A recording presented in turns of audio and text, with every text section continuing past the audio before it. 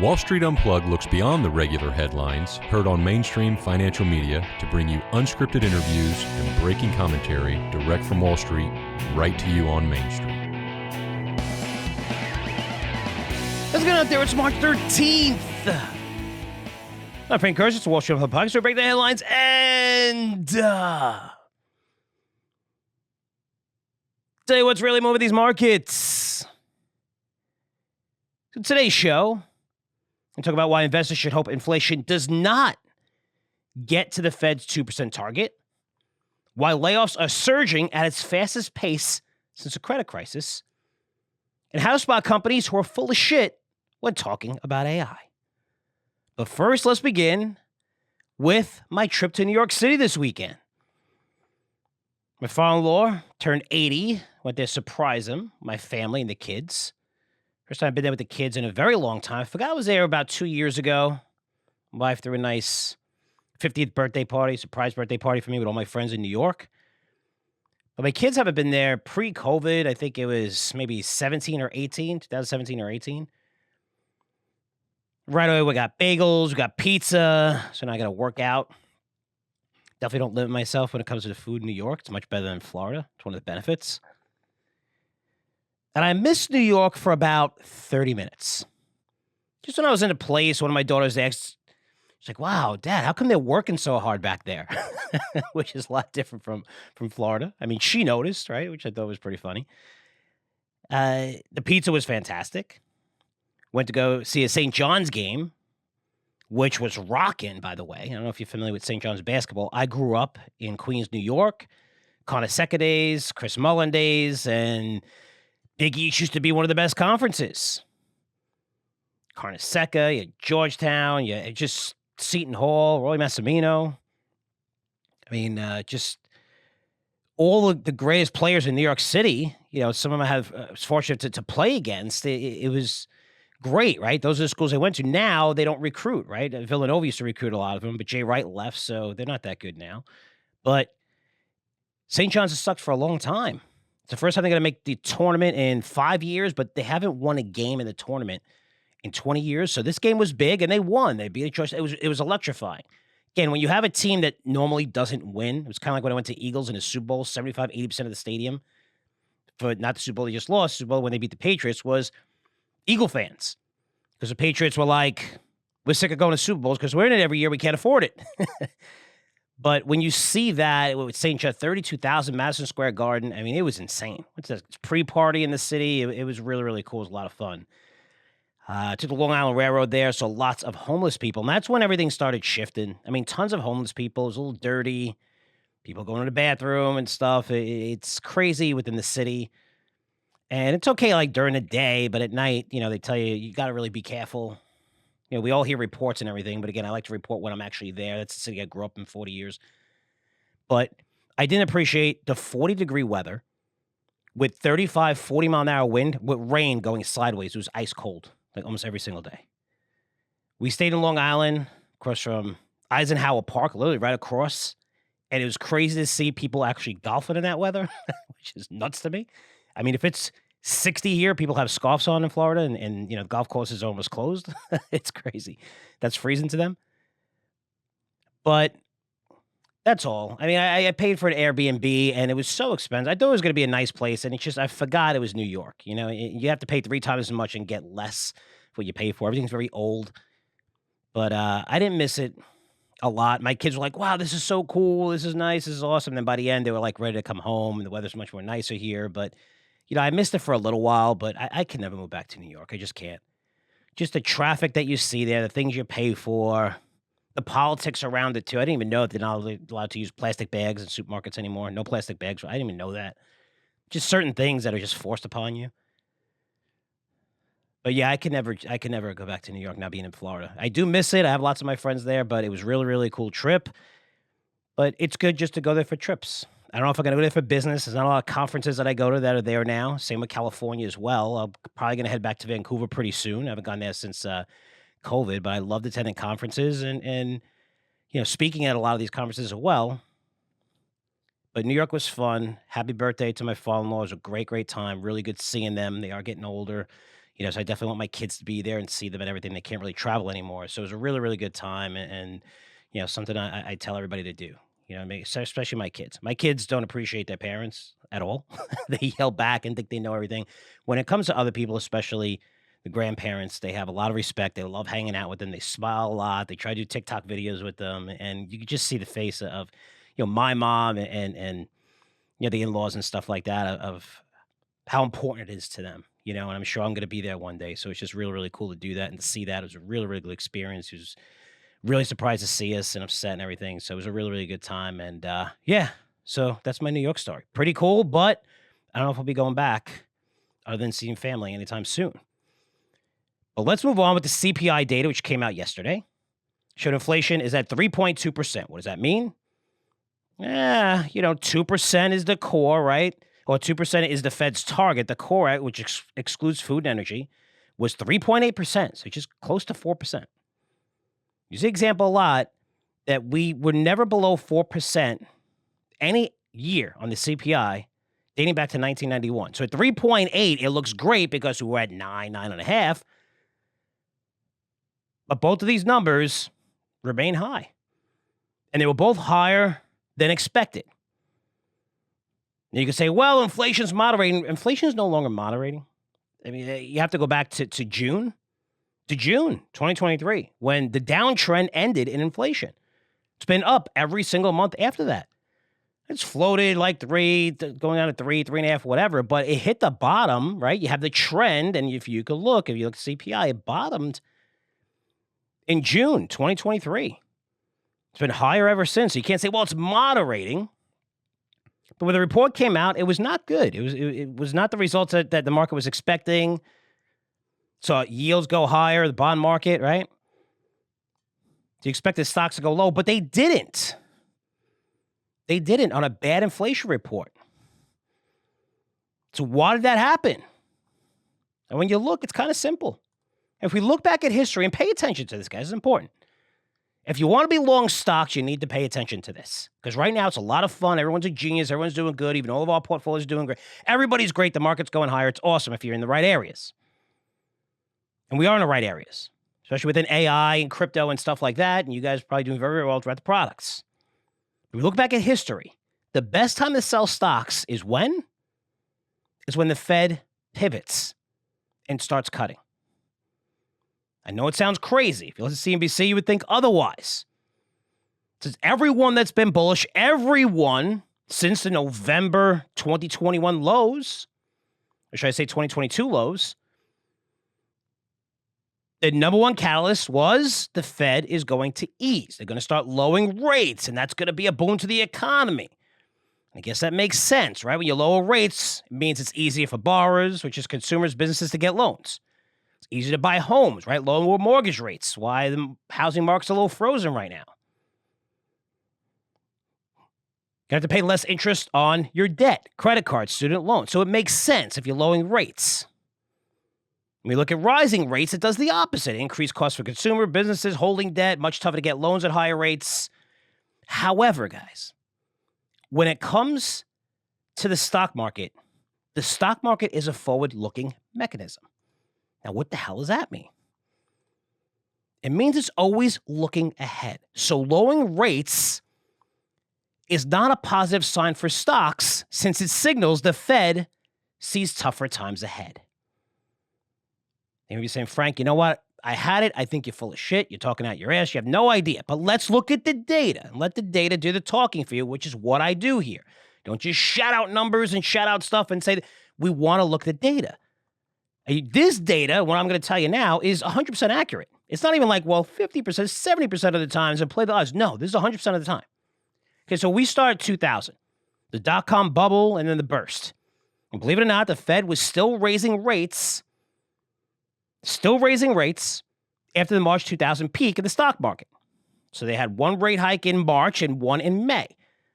Then the Fed said, okay, hold up. We got to start cutting rates. And that was in January 2001, they started cutting rates. The market was coming down. And they did that and cut rates into June 2003, 13 cuts in total. And what happened during that streak? The NASDAQ crashed by 27% while they cut rates 13 times. And what happened is we fell into recession. That's one example. I'm going to give you every example. I'm going to give you every example dating back to the 60s. Let's do the credit crisis next. A lot of us familiar with it. Maybe some of you listen to this podcast, just got into the market past few years, last 5-6 years. You don't remember the credit crisis. Okay, the Fed hiked rates 17 times from June 2004 to June 2006. Inflated the economy. What happened? Well, they were hiking rates because the economy was just going crazy. It was going higher and higher and higher. Things were great. So they said, let's try to slow it down. Didn't slow it down fast enough. So when the shit hit the fan, and that was in 2007, the Fed started cutting rates. They started September 2007. Remember, they hiked 17 times in 2004 through June 2006. 17 times they hiked. In 2007, September 2007, they started cutting. And they cut through December 2008. They cut 10 times in total. Market's supposed to go up when they cut, right? That's what we're told. They stopped cutting in December. And you say, well, Frank, I remember the market bottomed in March 2009. So why didn't the Fed keep cutting? Because they couldn't, because they pushed rates to zero. They couldn't cut anymore. They were at zero. But all this time, September 2007, December 2008, when the Fed cut rates, they eased. The market crashed 51%. And you guessed it, we fell into recession. So again, after the Fed pivoted and starting to cut. Now, 2015 through 2018, the Fed started raising rates again. Market was going up, ramping higher. They raised rates 9 times. Same thing is happening now, right? Raise rates, but you're keeping them there, but the market's booming. Then in March 2000, the Fed came out with the emergency rate cut of 100 basis points, something you rarely see. It's usually 25 basis, maybe 50, rare to see 100 basis, but we needed it, right? We locked down the economy. Dow lost 30% over the next month or so. And we fell into recession, again, after the Fed pivoted. Now, those are the 3 recent examples, and the only 3 examples. And that's from 2000. But let's go back to the 60s and the 70s. I'm not going to bore you. There's 3 of them. And when the Fed started cutting, pivoting, we saw the market fall an average of 37% these 3 times. So based on history, when the Fed starts cutting, when they pivot, right now, it's like the Fed pivoted December, and then they took it back really quick. They took it back. We're not pivoting, but the market did go up for some reason. They're not looking at history.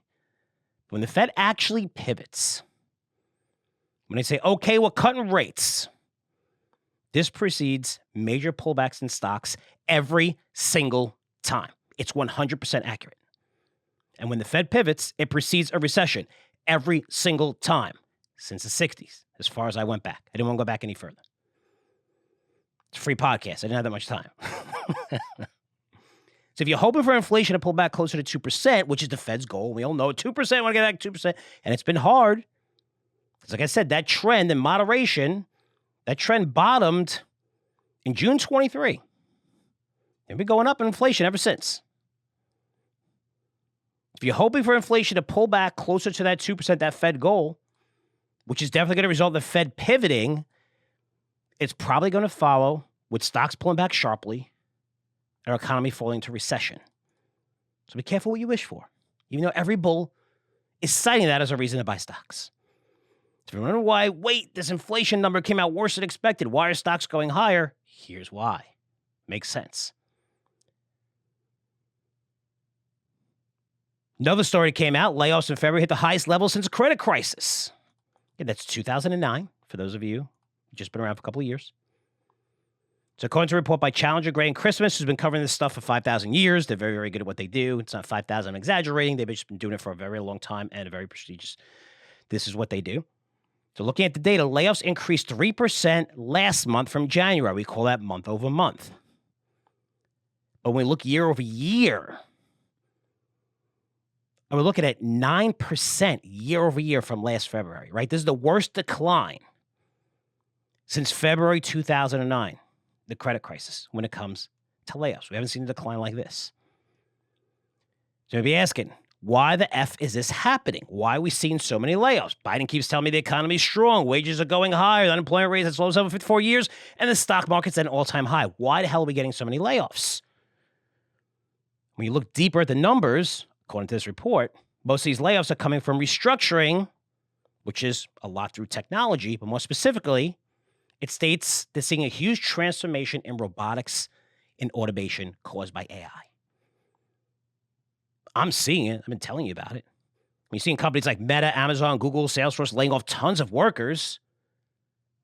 And when they lay off workers and they're cutting CapEx, which they did in 22 to 23, you're going to spend more than make more. If you're not spending as much, you should have saw sales come down a little bit, maybe earnings a little bit better, but you have to take charges and stuff like that.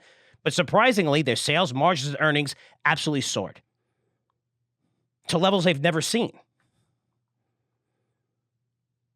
I mean, hell, you look at IBM. It's approaching an all-time high, right? $200 a share, first time ever, on fire. Looks like AI, data analytics, finally working after so many years of IBM. Holy cow. And what'd they do? Yesterday, announced more layoffs. They're stock at an all-time high. And this is after they laid off about 13,000 employees last year. 2 big rate cuts in January and August, and now they're going with another round.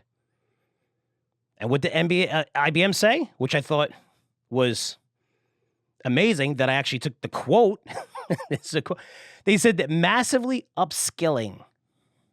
I don't know if that's really a word, but they have that, and I know what they mean by it. Massively upskilling all of employees on AI. That's actually what they said in the press release. AI, goodbye. That's what that says. So what do you think every software company, cloud company, gaming company, healthcare company is doing right now when it comes to AI? Make no mistake. AI is going to take the place of millions of jobs. OpenAI. The founder said 80% of jobs are going to be at risk. 80% due to AI. I know that sounds crazy. You know why? Because we heard this shit in the past. Even guys who listen to my podcast and technology would do this. Frank, you know what? I disagree. I heard that a lot in my 20, 30-year career. I agree. I hear you. Assembly lines are going to kill jobs. 3D printing is going to kill jobs. The internet's going to kill jobs. Computers are going to kill jobs. I heard it. I know. AI is different. It provides an immediate effect for companies to lower costs while increasing productivity, which is the holy grail of every business. How do I lower my costs and make more money? You better learn this technology. Businesses better start using it because it's a game changer. It's in its infancy. So, of course, with AI, the hottest topic on the planet, where everyone's mentioning it on every single conference call, since it results in a 10% plus pop in your stock, just SoundHound AI, that company went up 10x just because NVIDIA invested like less than $2 million into that company, which is like 0.07% investment. And that stock went to what, $1 billion valuation or whatever it is. And pull back a little bit. So you have every company you follow saying how it's using AI to improve its business. Every company. If I taught you anything, you know as well as I do, most management teams are full of shit. So how do you figure who's full of shit and who is for real? You have to start looking at the quarterly results. Almost every company S&P 500 reported. And it's not just the S&P 500. You want to look in the small cap, mid cap level. Especially ones that have beat their numbers and blew away the numbers and the analysts had no clue what the hell happened. I'm able to see them. Daniel's able to see them because we cover this stuff all through earnings season. That's our job. That's what you guys pay us for. That's why you pay for our newsletters, to find these ideas for you, and that's what we need to do. But start looking at quarterly results, dig into its transcripts. You can get them for free, Seeking Alpha, whoever. I don't get paid by any of these services. Just, go to the transcripts of each conference call and just comb through it. You can click Find AI, see what they're talking about AI, how they implement it. They're not going to have a division that says AI. They're incorporating these technologies into the current divisions. And that's why it's very difficult to spot. So you want to dig into this stuff. For example, software cloud companies should be seeing massive benefits right now from AI. Massive benefits. We're seeing it in Amazon, Meta, Microsoft, CrowdStrike, Alibaba, ServiceNow, Dell, Palantir.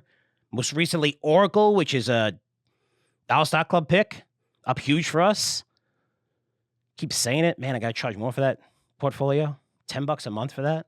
So listen to me and Daniel do a podcast and I have a portfolio, which is a lot of stocks in there, but man, it's on fire right now. And you know what's going to happen? As soon as I charge more, the portfolio is going to go to shit. That's why I want to charge more now. I'm just kidding. I'm going to keep it at that price. Don't worry. But really, it's a great portfolio. It's a trading portfolio. It's great for you guys. Holy cow. You won't find anything on the market. Forget about performance. Just the price. Everybody charges $1,000 a year for something like that. This is $10 a month. But Oracle's another name benefiting. But what about Snowflake? How come they didn't benefit? Why didn't Snowflake benefit? Upstart, Palo Alto. Why didn't we see this? It's a big red flag. People are like, oh, well, it pulled back. I'm going to buy the pullback. Be careful buying the pullback. AMD's at a 52-week high. Salesforce at a 52-week high. To me, that's the bubble when people say bubble in AI. Because I really didn't see it in Salesforce.com. And I didn't see, we don't see the AMD. I listened to the CEO. She's fantastic, saying like, we have all these parts and incorporated. It's just us and NVIDIA who could do this. Well, you know what? You haven't benefited yet. I haven't seen you put up the numbers. So when I see this, why are these stocks not benefiting from AI? They should be right in the middle, smack in the middle of this trend. This is a multi-trillion-dollar trend benefiting. You have to be benefiting, at least start to benefit right now. Also, when I went to the CES, I took that executive tour, which is just, you pay a lot of money, and it's a special tour, about 15, 20 people pay a lot of money, and they go around, and it's totally AI. Just going around the biggest companies with AI, you get to talk to the management teams and explore different things. Remember, there's 4,500 companies there. They'll point you in the direction of maybe 50 that you have to look at within AI. You get to ask questions. They have all booklets on it, stats, statistics. It's really cool. I call it executive tour. Every single company, not just on that tour, every single company I went to go see told me how they were using AI. Everyone. Using music. Your favorite songs, play AI. Then it generates AI and what your preferences are. Cooking, grills, AI. Keep cooking on it. Then it's going to generate exactly what temperature to cook whatever you're making on, how you like it the most, whatever. Everything's AI. It's a huge red flag for most of these companies because they have to own the data. And if you don't own the data, then AI is not going to be meaningful. You could use it, Jasper AI or different programs for sales emails and generative AI to help your business out and stuff like that. That's fine. I get it. But I'm talking about owning the data and being able to analyze that data more quicker than you ever analyze it and come out with outputs. Inference is called. It's coming out and saying, okay, for Amazon, whoever bought, whatever, a golf club and this or what, and whatever it is, chances are they're going to buy this, which is, maybe not golf related, but they're able to show patterns, and we're all creatures of patterns. Everyone in the world is. We all do the same things every day, right? We wake up at the same time, right? We take the same route to work. We talk to the same employees. We have similar conversations. We drink coffee at the same time. We go to the bathroom same time every day. We usually shop and go on vacation at the same time, right? All the companies are monitoring this constantly, trying to figure out what you're going to buy 10 minutes from now. Now AI is capable of showing you that. And you don't need a lot of people running these systems anymore. You don't need a lot of coders running these systems or building the systems anymore. A lot of it's done through NVIDIA. So you can use it for customer service, sales emails, again, different platforms, but using AI to crunch data, you have to own the data. And these companies don't have the data. Where are they getting the data from? Because the only way you get someone's data is if you steal it. Seriously. If there's anything, I just want an Apple TV. And Apple TV, by accident, I did this. So I have Apple TV and a bunch of other streaming platforms. So when I first launched it, it goes to Apple TV, and it showed the last movie I watched on Max. And when I clicked it, it was going through the AI app, and it said, in order to watch this, instead of going directly to the Max app, which I usually do, I only did this for the first time, it actually said in bold.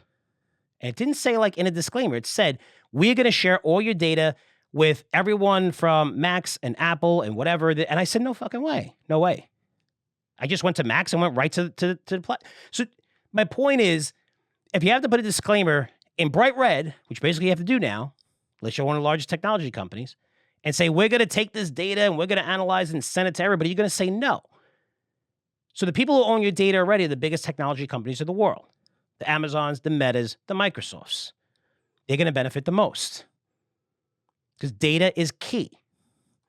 I have to tell you, the research I've been doing in this space, I uncovered 200 small cap names under $5 billion market caps, over $100 million to $5 billion market caps.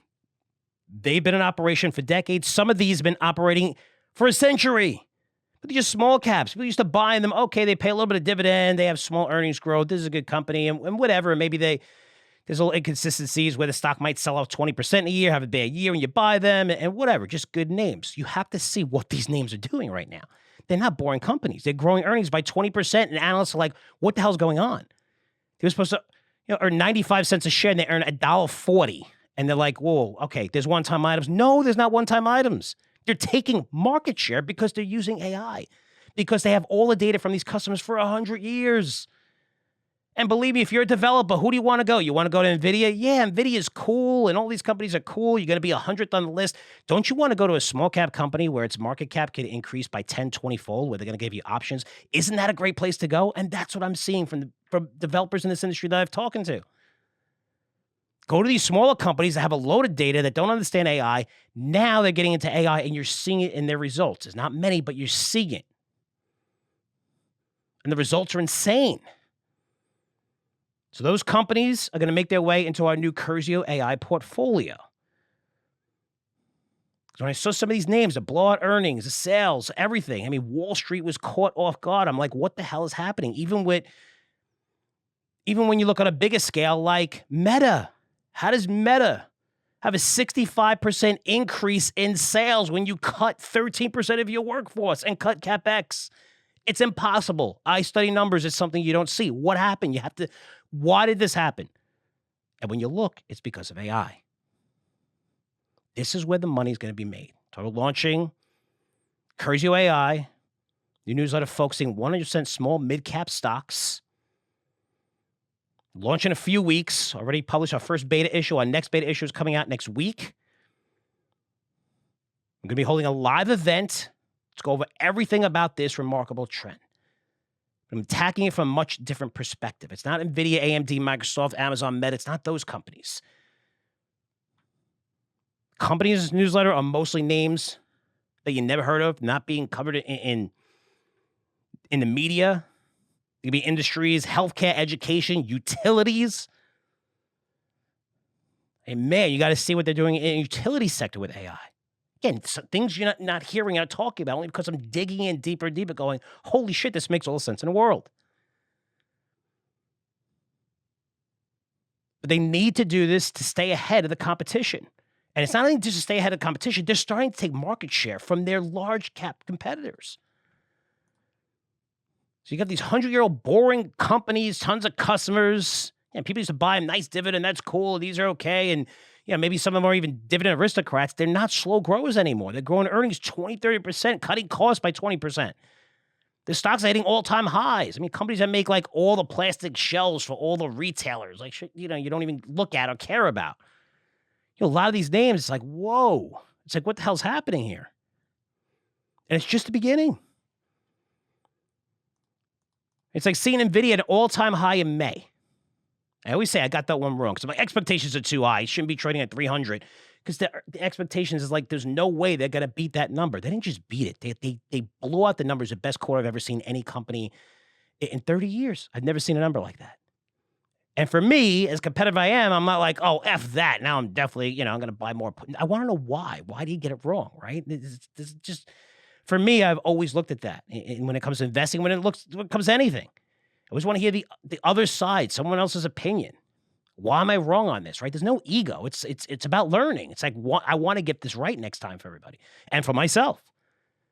You're looking at NVIDIA blowing out that number. You know where the stock went? It went from 300 to 380 in a day. After reporting those blowout numbers, it was like, holy cow, I've never seen anything like this. And back then, I know what everyone was saying. They're like, shit, I missed the boat. NVIDIA's over $900 a share. What is that? 130, 40%, whatever it is, in 8 months? Just 8 months? And now I'm hearing on CNBC, they'll bring on guys and say, well, it's all AI hype. It's not hype. It's because of demand. Look at NVIDIA's earnings surge. They reported $3.34 in earnings in 2023. It went to $13 in 2024. You do not see that happen ever. I'm not talking about a company that went from 5 cents to 20 cents. I think $13 in 2024. Next year, it's going to be $25 a share in 2025. Super microcomputer up 10x in a year. And people are like, wow, it's a bubble stock. How come I couldn't get it? It's not hype. Hype is expectation. AMD is hype right now. Salesforce.com is hype. There's hype behind those names, hoping that they're going to get it right. And maybe they do when they fill in their valuations. There's no hype behind NVIDIA. They got the numbers. Supermicro earned $5 in 2022.